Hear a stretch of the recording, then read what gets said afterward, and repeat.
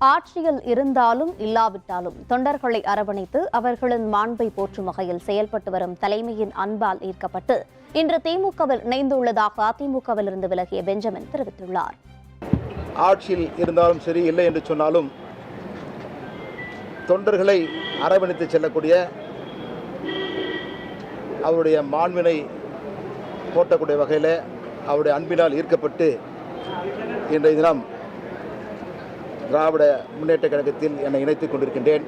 இதுவரையில் நான் சார்ந்திருந்த இயக்கத்திற்கு எப்படி உண்மையாகவும் விசுவாசமாக பணியாற்றினோ, அதேபோன்று இன்றைக்கு இணைந்திருக்கக்கூடிய திராவிட முன்னேற்ற கழகத்தில் எனது களப்பணியை மாண்புமிகு திராவிட முன்னேற்ற கழகத்தினுடைய தலைவர் தளபதி அவர்கள் சொல்லக்கூடிய கட்டளையை ஏற்று நான் இந்த இயக்கத்திற்காக அரும்பாடு படுவேன் என்பதை இந்த நேரத்தில் நான் சொல்லிக்கொள்ள கடமைப்பட்டிருக்கின்றேன்.